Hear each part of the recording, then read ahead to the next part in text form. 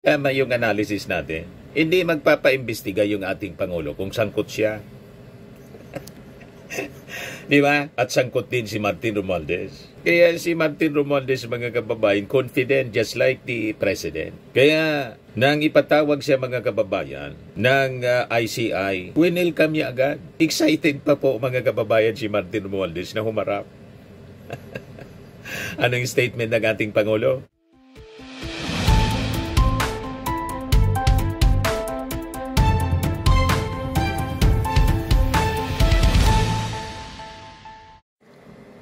Hello po mga kababayan, si Dante Maravillas, Bicolano vlogger, broadcast journalist from Albay. Kapon, nagpa-presscon, pinaunlakan ng ating Pangulong Bongbong Marcos, yung mga taga-mainstream media. Si Sara, nagpa-presscon din kapon, kaya lang, nang pinakinggan natin, yung mga issue niya, mga pangsarili man lang. Lahat, self-serving. Lahat lang tungkol sa kanya at tungkol sa kanyang tatay.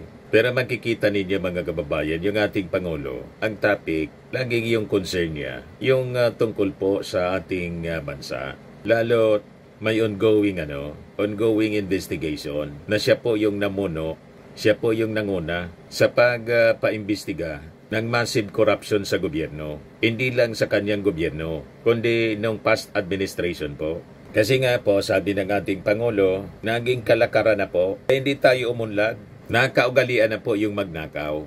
Ang problema, mga kababayan, abang siya yung nag-lead para paimbestigahan yung massive corruption sa gobyerno, gustong i-hijack ng mga anti-government forces, yung mga nasa oposisyon at the usual critics niya po. Gusto siyang idawit.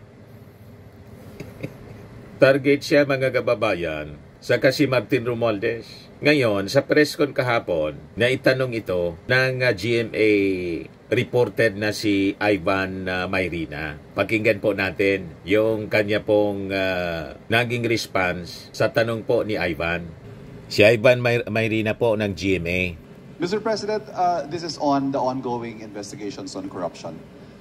How do you respond to assertions that these investigations will eventually lead to your doorstep? Because number one, will eventually lead to your doorstep. Because number one, you signed the budget. You have direct supervision over those you appointed who may be involved. And of course, you hold sway over your political allies in both houses of Congress whose names are now being floated, led of course by the former speaker and your cousin, Martin Romualdez. Well, I'm confident because I know what we did or did not do. But if Tama yung analysis natin. Hindi magpapaimbestiga yung ating Pangulo kung sangkot siya. Di ba? At sangkot din si Martin Romualdez. Kaya si Martin Romualdez, mga kababayan, confident just like the President. Kaya nang ipatawag siya, mga kababayan, ng ICI, winelcome niya agad. Excited pa po, mga kababayan, si Martin Romualdez na humarap. Anong statement ng ating Pangulo? Balikan natin yung tanong ni Ivan. Houses of Congress whose names are now being floated, led of course by the former speaker and your cousin, Martin Romualdez. Well, I'm confident because I know what we did or did not do. Confident ba daw siya, mga kababayan, kasi we know what I did and did not do. Alam niya kung ano ang kanyang ginawa at hindi niya ginawa. Nakita ninyo, mga kababayan? Kaya yung mga kalaban ng ating Pangulo at ni Martin Romualdez, galit na galit kasi gusto nilang kaladkarin yung magpinsan sa korupsyon. Imalinaw po na si Diskaya tumabo 2016. Ang nagtanong si Bato de la Rosa. Inulit pa ni Bato. At sabi ni Sara Diskaya, 2016 talaga niya. You see? Anyway, ituloy muna natin itong pahayag ng ating Pangulo sa tanong po ni Ivan Mayrina. But if we investigate everybody, we follow the evidence, and wherever that leads is not something that we try to direct or influence. That's why we have the ICI. They are an independent commission. And that is their job, and their job is to follow the leads that they receive. Follow the leads. Tulad ng sinasabi ni Ombudsman Boyeng Rimulya, kung saan niya kami dalhin ng ebidensya, doon ang direksyon natin. Ganon mga kababayan, yun ang utos ng ating Pangulo. And if necessary or if it is justified, that they will now recommend to either the Ombudsman or to the DOJ that cases be filed. So let them do their work. We do not interfere with what they do. Wherever it may lead, sinabi ko na nga yan, wala naman tayong tinatago, wala tayong, malakas. I know that there are several, the opposition would love to bring me into this, to include me in all of this. Yung opposition niya, gustong-gusto nila na idawit siya kasama si Martin Romualdez kasi ang tinatarget nila si Martin Romualdez. Yun ang kanilang pamamaraan para idawit yung ating Pangulo. Una si Martin, next the President. Gusto nilang politikahin yung investigasyon para yung mga totoong sabit mapagtakpan. Kita ninyo yung strategy nila, mga kababayan, para mapagtakpan, i-cover up yung totoong mga salarin. Kailangan guluhin, mga kababayan, ang investigasyon. In this time, ang strategy nila sa propaganda, siraan po yung ICI. Ganon mga kababayan, huwag kayong pauuto sa kanila. Napakagaling nila sa pambubudol po, sa pagpapakalat ng mga black propaganda. Sabi ko nga po, paulit-ulit na tayo nito. Pag nagpabudol kayo sa kanila, ang ibig sabihin yan, mga mainang nilalang kayo, mga moron. Unless proud kayo na tawaging moron. But that's politics. That is not politika niya yan. That is not to do about corruption. That is to do about politics. Gusto nila akong tanggalin. Correct. Yeah, sige, kaya nila gagawin lahat yung mga gagawin nila. Pero nandyan ang ICI para silang gagawa ng pag-aaral, paghabol ng ebidensya, pag-verify sa mga kwento, sa mga sumbong, sa mga impormasyon na natatanggap nila. And I'm confident that whatever mud might be slung at the administration, that we will be able to show that these are politically motivated and do not actually have any validation in fact. Will the President take one more question? Mr. President, the new ombudsman yesterday lifted the restrictions on the release of Salhens to the public. Finally. Yes. Will you take the lead and allow the release of your Salhen and maybe perhaps those of your cabinet members? We will follow the new rules. We will follow the old rules. These old rules were suspended in the last administration. Nakita ninyo? Transparency po ang policy ng administrasyon na to. In contrast sa previous administration na nilagyan ng restriction ng appointing ombudsman ni Digong na si Martires para hindi po masilip yung Salhen. And si Martin Romualdez, sa interview mga kababayan, sabi niya, kung iingin niya yung aking Salhen, I am very much willing na ipakita sa ICI. Nakita ninyo? Pagkatapos si Jaime Marcos pinagdudahan, yan na niya kung totoo yung Salhen. Damn if you do, damn if you don't. Di ba po? Bakit si Jaime Marcos, mga kababayan, na kaalyado ng mga Duterte, palibasa kaalyado ng mga Duterte, kahit siya Marcos, nung in place ang restriction sa Salhen, wala siyang sinasabi. Di ba? Ngayon, ang policy ng administrasyon ng kanyang kapatid, tanggalin ang restriction. Ginawa naman niya, nagtanim siya ng pagduda. Sana lang lulugar, mga kababayan ng ating gobyerno. Diba? So parehas po ni Speaker Martin, ganun din ang ating Pangulo. Willing siya to share sa publiko yung kanyang Salhen. Where the Salhen was, it was much easier to get a copy of the Salhen and to examine it. And I was quite surprised to find out when I first came into office that was no longer the case. That it was almost impossible, in fact, to get a copy of people's Salhen. And so we are just going back to the old procedure and we will follow that, whatever happens. Again, my salin I have, again, it will be available to whoever would like to, kung hingiin sa akin ng ICI, di siyempre bibigay ko. Kung hingiin sa akin ng ombudsman, bibigay namin. And will you enjoin your cabinet to do the same? Yes, of course. Of course. Thank you. All right. Thank you very much, Mr. Kaya biglang nag-react si Robin Padilla, sinabihan yung Senate Secretariat, ilabas mo niya yung aking salin. Sabihin mo yan kay Sara Duterte. Ano ba? Ito yung sinabi ni Martin Romualdez nung isang araw. He's willing to publicize his salin if ICI will require it. Walang resistance sa kanya, mga kababayan. Bakit ganon ka-confident si Martin Romualdez? Wala man po kasing ebidensya laban sa kanya. Kahit tingnan ninyo, suriin ninyo. Walang katiting na ebidensya. Walang dokumento, walang pirma. Ang may pirma si Cheese.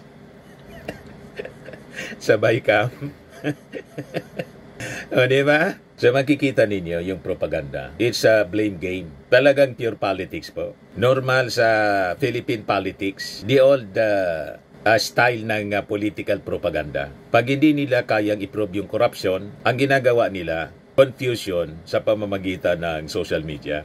Pero makikita ninyo, sa ebidensya ngayon, it clears Martin Romualdez completely. Yan ang ebidensya ng dokumento. Walang Martin Romualdez, mayroon ito.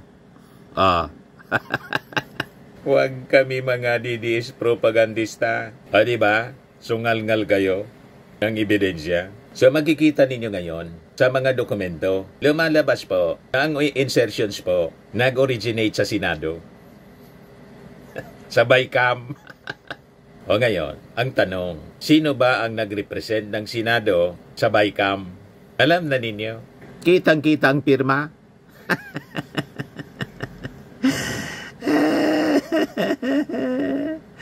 Kitang-kita ang pirma. Hindi ninyo maluloko, mga DDS influencers, ang ating mga mamamayang Filipino kasi kitang-kita yung pirma. Wala kayong pirma na makikita na kahit pangalan. Wala kayong makikitang pangalan at pirma ni Martin Romualdez. Na gusto ninyong pahida ng dumi kasi ang tinutumbok ninyo, pag sabit niya si Martin Romualdez, siguradong may basbas yung Pangulo.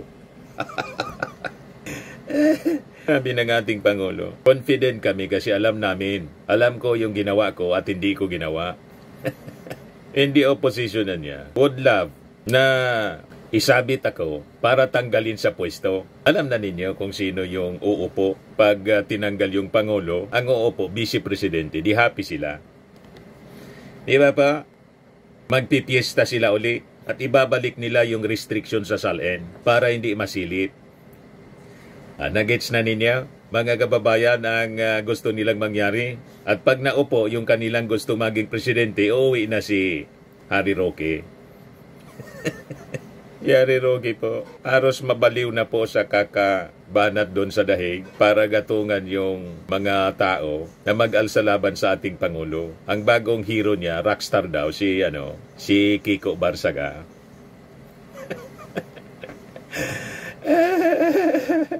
Talagang nawala na rin sa tamang pag-iisip si Harry Roque dahil sa patong-patong na problema na siya man lang po yung may gawa.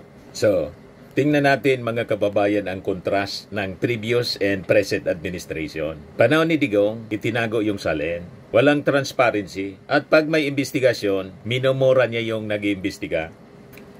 Ngayon, sa panahon ng ating Pangulong Bongbong Marcos, yung lahat ng restriction sa salin, pinatanggal niya. Yun ang instruction niya, mga kababayan, kay Boyeng Rimulya, bagong ombudsman. And gladly yung ating Pangulo at si Martin Romualdez nagsabi, willing siya na i-share sa ICI at kahit anong agency, ombudsman, DOJ, pati sa media, yung kanyang salin. Nakikita ninyo yung pagkakaiba ng may tinatago at walang itinatago na korupsyon. You see? Kasi kung may tinatago kang korupsyon, siyempre, i-restrict mo yung salin at magagalit kapag iniimbestigahan. Tama po? Kaya yung mga may tinatago, tumatakbo sa Supreme Court, sa kung anong agency. At pag may intensyon yung isang agency ng gobyerno tulad ng ombudsman na bulat-latin, nagagalit po. Yan ang mga taong may tinatago. Pero si Martin at yung ating Pangulo, they are gladly willing na ipakita yung kanilang salin. You see? O ngayon, after na manawagan po si Ombudsman Boying Rimulya at saka si Martin Romualdez, pati yung ating Pangulo, nabuksan ang salin. Open sila nabuksan yung salin. Ang tanong, bakit yung mga DDS influencers, pati si Amy Marcos, tahimik nung tanungin ng media? Sabi ni Amy, totoo ba naman anya yan na salin?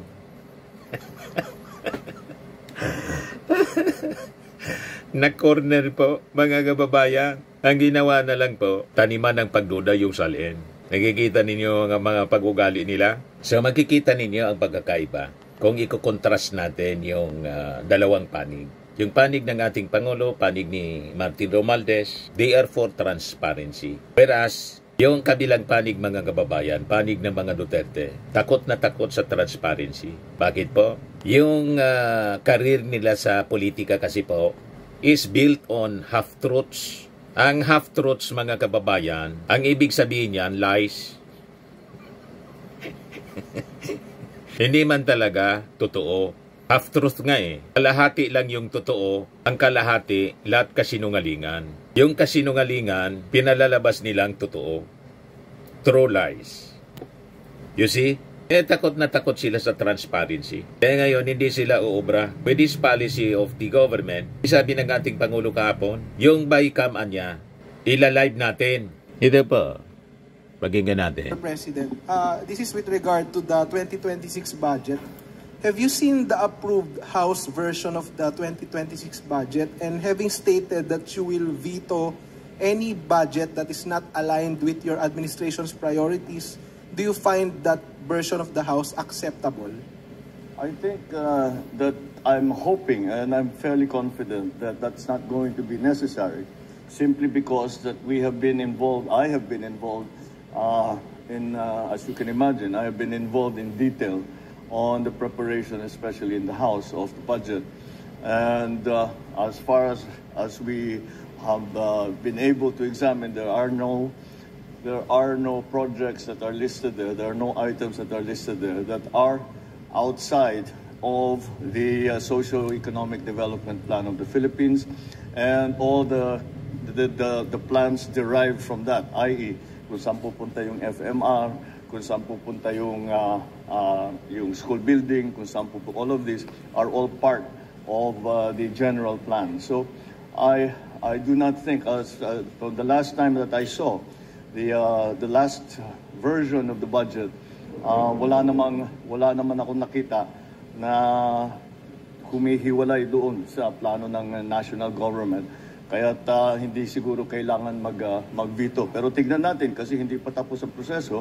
Dadaan pa sa Senado yan, dadaan pa sa BICAM, at titignan natin at titiyakin natin na ganun pa rin ang sinusundan na proseso na dapat nasa ilalim lahat ng ating plano para sa national na galing sa national government. And to further encourage transparency, I intend to live stream the BICAM. Live stream po? So that's what I told them already. There is no more small committee. Yung dating ginagawa, that they have a BICAM, then they suspend, then there's a small committee. Wala nang small committee. Tinanggal yung small committee. The agreement of the Senate President and the Speaker na ganun ang gagawin natin. We will live stream the entire process so that if there are questionable, shall we say, insertions or additions or all that, it will also be clear who moved, who made those changes, correct, or who proposed those changes, so that people will know. So that is what we have instituted, some new procedures. But you know, the BICAM is actually a public hearing, pero hindi ganun ang nasusunod. So because may small committee, so now it will be all out in the open.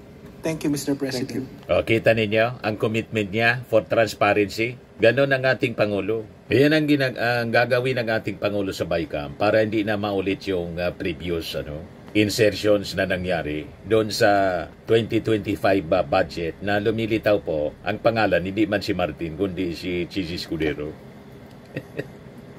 At nang mag-imbestiga po at matanong yung mga district engineers kung sino yung tumanggap ng SOP, wala man pong Martin Romualdez na mention. Ang itinuturo po si Chis Escudero, si Jinggoy, mga senador, si Joel Villanueva, sino pa yon? Si Bong Revilla, yun ang mga na-mention. Hindi man po na-mention si Martin. Ang nag-mention lang po si Gutesa na nag-deliver sila. After na-mention ni Gutesa na nag-deliver sila ng mali-malitang basura, mali-malitang basura daw, nang i-invite po para i-verifika ng DOJ kung gaano katotoo yung kanyang sinabi. Hindi na nagpakita. May mali siya po talaga. So makikita ninyo, mapapansin ninyo, habang yung mga DDS trolls, siyempre sila yung nasa printira ng propaganda, sigaw ng Romualdez corruption na wala man pong resibo, tahimik si Chis, tahimik si Aimee, tahimik si Sara. Alam na ninyo kung bakit. Tahimik din si Davila, yung taga-media, mga kababayan na laging mabilis magkomento pag sa iba. Tahimik doon. So bakit sila tahimik? Kung ang totoong laban, pinaglalaban nila is transparency. So this is a challenge kay Davila. Bakit hindi ninyo tanungin si Chis Escudero tungkol sa transparency? Diba? Ayan ang tanong natin. So ang test mga kababayan ng honesty and courage, yung willing ka na ipakita yung salin. Hindi yung tulad ng iba, nagtago sa Supreme Court, nagtago sa likod ng technicalities. Tapos nagpadala ng trolls para itago yung sarili. Kung magpa-press con, may script yung reporter na dapat sinusunod. Pag hindi, wala nang tanong-tanongan niya. Pagbarkada, mga kababayan, naghahanap pa ng maraming tanong. Bakit niya hindi kayo magtanong? Magtanungan niya kayo, galing pa kami sa malayo. Kasi yung magtatanong po, na-orient na ng dapat na itanong. Hindi dapat lalabas doon sa gustong itanong lang. Wala na niyang tanong-tanong. So, makikita po ninyo na yung truth is not what the loudest voice says. Kundi po kung ano yung nakikita natin sa ebidensya. Yung BICAM report, malinaw na pinapalwalang sala si Martin Romualdez. Wala siyang pirma eh. Hindi siya kasama sa BICAM. At hindi siya nangialam. And traditionally, hindi man pala talaga kasama dyan sa BICAM yung speaker. Pati yung Senate President. Kaya lang, iba yung nangyari last year para sa 2025 budget. Talagang nangialam si Chis Escudero at may pirma siya. Pero ang tinuturo si Martin. Nakita na ninyo? Wala siyang papel sa BICAM. Si Martin, walang pirma, therefore no guilt. Kaya confident siya na humarap sa ICI, walang reklamo. So makita ninyo sa pagkatao ni Martin, sa harap nitong mga controversies na to mga kababayan, he is calm under fire, transparent under oath. Wala siyang pag-iwas na sumumpa. And lastly, probadong inosente, base sa ebidensya, base sa resibo. Malinaw ang resibo.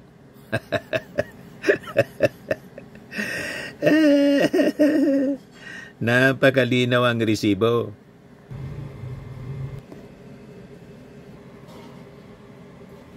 Sa mga naghanap ng malinis and spacious fitness gym, pumunta lang po kayo sa aming Colossal Fitness Gym. We also offer Grab Car Rental with our brand new 2023 model ng Toyota Innova. We also accept booking for those who are planning to travel via PAL, Cebu Pacific, and other airline companies, local and international, and bills payment for Meralco Bills, PLDT, Aleco Bills, etc. Ang Colossal Fitness Gym is located at 3rd floor Security Bank Building, Landco Business Park, Legazpi City, Albay. For inquiries, look for Chilon Maravillas. Contact number 0966-802-0949. Yan yung aming Innova. Lagi na pong matao sa amin. Pati mga foreigners po, tingnan ninyo. Mga British tourists sila. Ang lalaki ng katawan na, mga kababayan, nag-gym sa amin. Ito naman po, Indian National. Ito mga mga European sila. Ito naman yung bago naming product na binibenta online, Eye Glow Serum. Whitening po siya galing sa South Korea. Tingnan ninyo yung epekto sa aking anak na architect entrepreneur, Riz Maravillas. For inquiries, look for Riz Maravillas on FB. Ito naman po yung Firmax Firming and Lifting Cream. Pinapahid po sa mga pulses and other affected area. Mainam po ito sa mga pains at paninigas ng mga kaso-kasuan. Ito po, Automax Radiant Serum. Sa mukha naman yung application. Anti-aging po siya. You will look 10 years younger than your age. Ito naman po, yung bagong product naming binibenta online, I Am Worldwide Amazing Pure Organic Barley Powdered Drink Mix from Australia. Mainam po ito sa mga cancer patients at for cancer prevention. Endorsed by cancer survivor, actress Maritone Fernandez. Yan yung iba pang mga celebrity endorsers. Para sa inyong mga inquiries, gusto ninyong itry po ito or gusto ninyong mag-business tulad namin, mag-message na lang po kayo sa amin sa FB ko po, Dante Maravillas, o kung hindi sa aking anak na architect entrepreneur, Riz Maravillas. Sa mga mahilig naman po sa mga imported bags and wallets, dumiretso na lang kayo po kay Ma'am Eileen Rosales, Eileen Closet. Naka-base siya po sa Amerika.